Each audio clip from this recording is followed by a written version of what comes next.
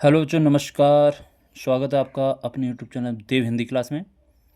कैसे हैं सभी? सभी मस्त होंगे, सभी स्वस्थ होंगे।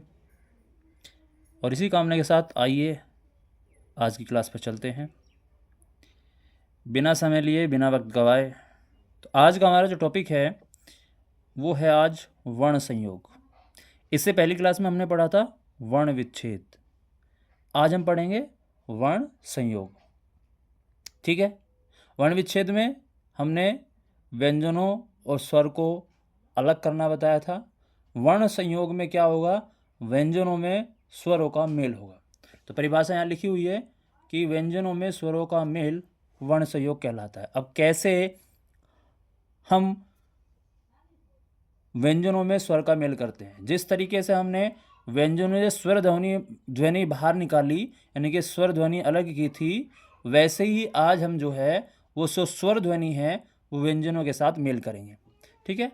बिल्कुल भी चिंता करने की ज़रूरत नहीं है, बिल्कुल बिल्कुल टेंशन फ्री होकर पढ़िएगा। हर एक चीज़ अच्छे से समझाई जाएगी, अच्छे से बताई जाएगी, बस आपको फोकस करके पढ़ना है। ठीक है। आइए चलिए देखते हैं। पहला उदाहरण है हमारा, देखिए, ये अलग अलग, यानी कि व्यंजन और स्वर हमारे अलग है। अब क्या करना है? जब व्यंजन से स्वर बाहर होता है तो उसके नीचे हलंत लगा होता है। ठीक है। अब हम ये भी याद रखना कि सबसे पहले व्यंजन होता है, उसके बाद उसका स्वर ध्वनि। ठीक है। फिर वर्ण, फिर उसके बाद उसकी स्वर ध्वनि, यानी कि पहले व्यंजन, उसके बाद उसकी स्वर ध्वनि, फिर व्यंजन, उसके बाद उसकी स्वर ध्वनि, जो भी स्वर ध्वनि है। ठीक है। अब देखते हैं, है हमारा व्यंजन है। अब इसकी जो स्वर ध्वनि है वो है ए। ठीक है। अब इस ए को हम इस है में मेल करते हैं। तो जब ए स्वर जो है से मेल होगा तो इसके नीचे जो हलंत आप देख रहे हैं, ये जो हलंत है ये हट जाएगा, यानी कि है को ये पूरा कर देगा। वैसे ही लय के बाद जो स्वर ध्वनि है वो भी ए है, और ये ए जब लय को पूरा करेगा तो इसके नीचे से हलंत हट जाएगा। तो इस तरीके से है ए ल ए आपका हल बना। ठीक है। एक और उदाहरण देखिएगा। हमने क्या लिखा? बे, इसकी स्वर ध्वनि आ है, ले इसकी स्वर ध्वनि जो है ए है, और कै की भी स्वर ध्वनि ए है। ठीक है।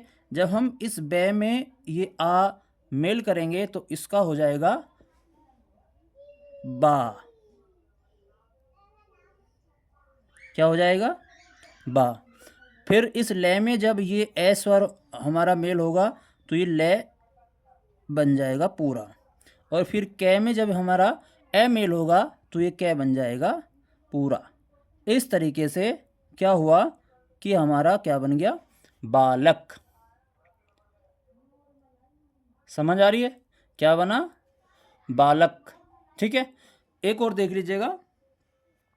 जैसे गे की जो स्वर ध्वनि है वह री। ठीक है की ई है, अणे की बड़ी ई है। ठीक है।